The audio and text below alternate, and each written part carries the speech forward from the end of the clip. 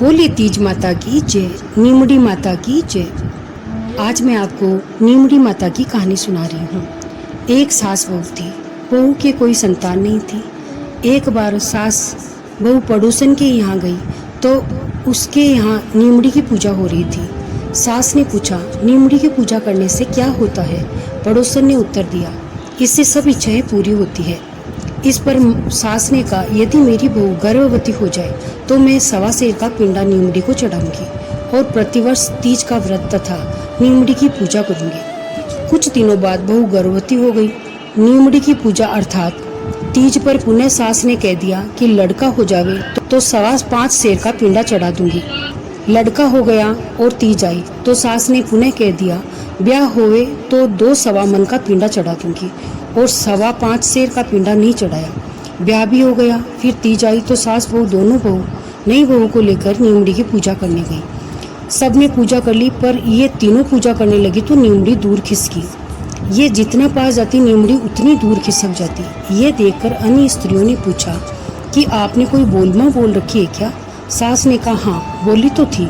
तब औरतों ने कहा, पहले बोलमा पूरी करो तभी नीमड़ी माता पूजा स्वीकार करेगी।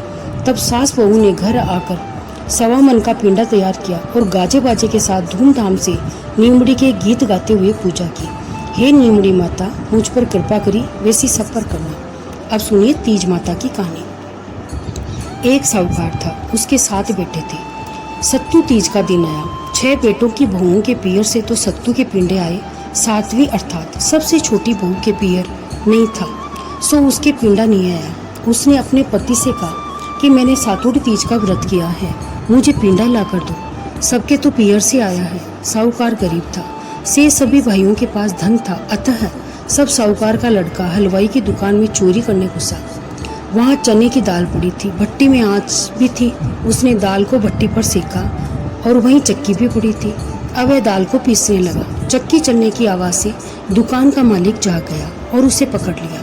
तब साहूकार के बेटे ने कहा, मैं कोई चोर नहीं हूँ, आज मेरी पत्नी ने सातोड़ी तीज का व्रत रखा है, उसके पियर नहीं है इसलिए उसके पिंडा नहीं आया और मैं गरीब हूँ, केवल 1.25 सेर सत्तू का पिंडा बनाकर ले जाऊंगा, फिर तुम मुझे चाहे मारो या दरबार में पकड़ा देना। इस पर दुकान के मालिक ने कहा कि तुम घर जाओ, हम सुबह पिंडा भिजवा देंगे, तुम्हारी पत्नी को हमने बेटी मान लिया है। दूसरे दिन 1.25 सेर का पिंडा और वस्त्र आदि दुकान के मालिक ने साहूकार के घर भिजवा दिया। उसकी सभी जेठानियां देखकर ईर्ष्या करने लगी और उसके तो 1.25 सेर का पिंडा और बहुमूल्य वस्त्र आदि आए हैं। सास ने पूछा, तू तो कहती थी मेरे पीर नहीं है, तो फिर ये सब कहाँ से आया?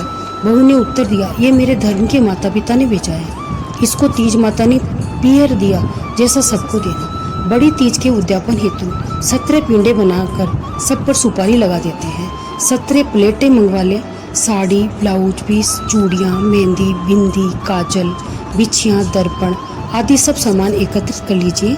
सभी पिंडे प्याले में रखकर हाथ फेरकर 16 स्त्रियों को दे देना चाहिए और 17वें पिंडे पर समस्त सामग्री और बेस आदि रखकर चंद्रोदय होने पर अर्घ देने के बाद बैया निकालकर सासू जी को दे देना चाहिए। हर बार की तरह इस बार भी तीज पर 1.25 सेर का पिंडा ही बनाना चाहिए। बोलिए तीज माता की जय। अब मैं आपको विनायक जी की कहानी सुना रही हूँ। एक ब्राह्मण था, वह सुबह जल्दी उठकर गंगा जी नहाता और विनायक जी की पूजा करता था, परंतु उसकी औरत को पूजा आरती अच्छी नहीं लगती थी। वह गुस्से में आकर कहती कि दिन निकलने से पहले पूजा करने बैठ जाते हो, मैं कैसे झाड़ू लगाऊं, कैसे काम करूं? बीच में आते हो परंतु पूजा करते समय कुछ नहीं सुनता। एक दिन ब्राह्मण तो गंगा जी गया हुआ था तो उसकी ब्राह्मणी ने विनायक जी को मूर्ति छुपा दी। ब्राह्मण ने आकर पूछा कि मूर्ति कहाँ गई? तो उसने बताया नहीं कि मुझे क्या पता। तब उसे ब्राह्मण ने रोटी पानी ग्रहण नहीं किया और कहा, मैं तो पूजा करके ही रोटी खाऊंगा। तब ब्राह्मणी ने बहुत कहा, खाना बन गया है खा लो, परंतु ब्राह्मण ने नहीं खाया और रोने लगा। ब्राह्मण ने रोते देखकर और दोनों की लड़ाई देखकर मूर्ति हंसने लगी। तब गुस्से में आकर उसकी औरत बोली कि मूर्ति हंस रही है। तब ब्राह्मण ने मूर्ति को पूजा की और मूर्ति बोली, बहुत दिन हो गए भाई, तूने मेरी सेवा की इसलिए तू मांग। तब ब्राह्मण ने कहा, मैं अन्न मांगू, धन मांगू, सारी दुनिया के सुख मांगू। तब विनायक जी ने ब्राह्मण को सारा सुख अन्न धन दे दिया। हे विनायक जी महाराज, जैसा ब्राह्मण को सुख दिया वैसा ही कहानी कहने वाले और सुनने वाले दोनों को देना। बोलिए विनायक जी महाराज की जय। दोस्तों, ये थी आज की कथा। अगर आपको ये पसंद आई हो तो हमारे चैनल आनी कथा स्पेशल को सब्सक्राइब करें, वीडियो को लाइक और शेयर करें और कमेंट सेक्शन में अपने विचार जरूर लिखें। हम फिर मिलेंगे एक नई कहानी के साथ। तब तक के लिए धर्म और आस्था की इस सफ़र में जुड़े रहिए। जय श्री हरि।